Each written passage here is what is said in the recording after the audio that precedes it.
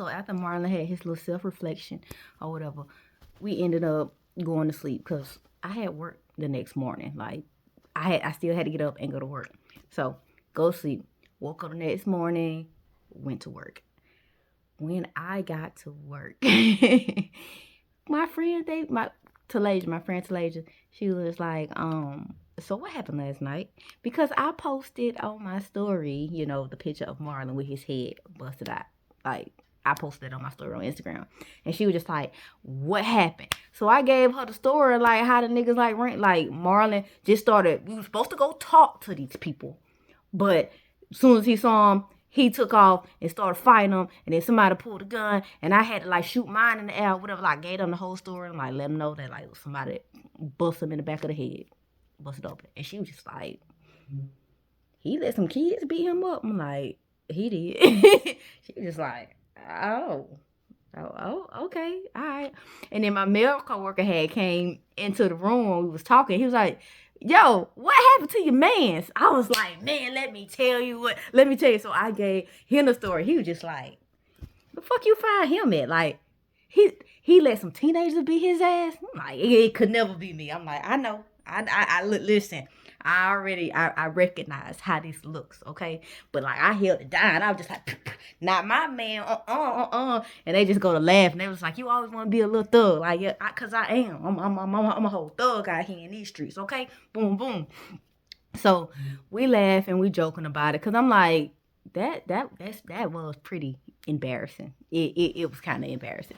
And in the midst of me like talking, cause we was in my coworker's office, Talasia, we was in her office, cause her office was on like right when you walk into the patient waiting area, and then my office was right around the corner, whatever. So we was in her office talking about it, and then my phone started ringing. I looked down, it's Marlon calling me. I was like, all right, hold on, y'all, I'll be back. The male coworker went back up to the front, and I stepped in my office because it was Marlon calling me. Because I'm just like, oh shit, let's hear what he got to say. Because now that I done told them that he done let some teenagers beat his ass, and I know they looking at him a little funny, it's like, I don't need to be having no conversations with him around them, because nah. Nah, I just let them know kids beat your ass. Like, nah, and I had to come save you. Cut it. Nah. So I go in my office, and I'm on the phone with Marlon, and Marlon's telling me how he don't feel safe at the house no more, like how he wants to move. And in my head, I'm just like, shit, you supposed to be getting out anyway. Like, the summer almost over with. Like, the first day of August is when, like, you get the fuck out. So, like, you really only got a couple of weeks there anyway. So he was just like, yeah, I really want to find a place. I need to get out as soon as possible. I need to find a new place as soon as possible. And I was like, yeah, because, we agreed that we were just going to give to the end of the summer. He was like, but I don't want to leave you. He's like, I feel like we're in a better spot than we was last month when everything went down. And I feel like the more, like, we're together and we're working through our problems, we get better. Like, he's like, we hadn't argued. You noticed that we hadn't argued? I was like, yeah, I noticed. Because in my head, I'm like, we ain't arguing because I don't care. I no longer care. Like, I got to that point where I'm just like, they're going to do whatever he want to do regardless of my tears. So I ain't finna keep canting and crying about the same shit. So, yeah, no, we not arguing because I'm not looking for shit. I do not care. Like, whatever. But he was just like, I don't want to leave you and the kids in the hood. I was like, well, Marlon, my lease ain't up until September. He was like, yeah, but at the same time, I don't feel safe. Well, I don't feel right as a man to leave you and the boys in that environment. And I'm just like, we'll be okay. Well, we will be fine. He was just like, so can we do this? Can we do this? Can we find somewhere else to stay? And like, we'll look at some places to stay, and then if we still decide that we don't want to work on us anymore and want to go our separate ways, I'll just move into that. I was like, okay, so you pretty much want me to help you find a place to stay. He was just like, if you want to look at it that way. But he's like, but Key, look, I really do not want to leave you and the boys in the hood by yourself with no protection. And in my head, I'm just like, I am the protection. As it's turning out that I am the protection. But I guess you're trying to be a man right now, and you feel like you trying to redeem yourself. So I'm just like, let me just listen. I'm just gonna listen. I'm not. Should I entertain? Me being me, because I'm like, I be in stuff for the plot twist. I'm entertaining this right now. It's like, all right, we gonna see. All right, we'll see. He was like, so I don't know if we should look at apartments or look at houses. I'm like, whatever it is that you want to do. He was just like, all right, we'll talk about it more when I get home. I was like, all right, cool. We'll let that go. So, finish off my work day. After work, went and picked up Cayenne for daycare because he had started back going to the daycare. So picked him up from daycare, went to the house.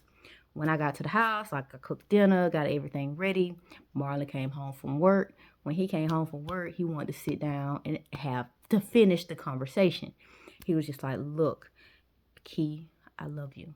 I want to be with you. I do not see my life without you. I do not want to leave you here. And it's like, I know I fucked up a lot. Like, in the process of building, I know I fucked up our foundation and, like, just crumbled us. But I want you to know, like, I want to be with you. I want this. I want us. I don't want to lose you. So I want to find a place for all of us to go. Like, even if you don't want to be with me no more, we can find a place that's good for you and the boys, and y'all move into that place. But I honestly do not want you in the hood anymore. I don't want you here. I want to get us out the hood. And I'm just like, Marlon, all that sound good, but you say the same shit. You say the same things. Like, I've already heard this speech from you before. He's like, and I know, and I'm so sorry that I keep giving you the same speeches, but it's not a speech. This is coming from the heart. This is how I feel. He's like, I had to talk with my mom about it. I had to talk with my twin about it, and I let them know, like, I feel so deeply for you, and I want to be with you, and I don't want to lose you, and I know we can do better. I know we can be better if we just try. Can we just try?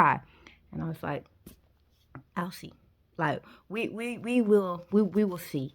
But I need to finalize everything for this Disney World trip, because, like I told y'all, I was planning on taking the kids to Disney World at the end of July, because that was the next time I have Carter. I was planning on taking the kids. Then he was just like, all right, we can finalize all of that, and then we'll talk about the house. I'm like, you can go look for some houses. You can go look at some houses and look at some apartments. He's like, I'm going to go online. I've been looking, and, they are a little bit expensive, a little bit up there. That's why I say, if we moved in together, we'll be able to handle it, because we can split it like we do in this rent. Because, your rent here is $1,000. You pay $500. I pay $500. I'm like, yeah, but if you move out, I still got to be here because my rent isn't up to September. He's just like, well, we gonna work on it. We gonna see. We gonna see. We gonna just pray about it, and we're gonna let God make that decision for us. Like, just go in the direction that God wants us to go. And I'm just like, all right, cool. Like, we can do that. So over the next few days, Marlon was looking at houses and apartments, like, on his phone.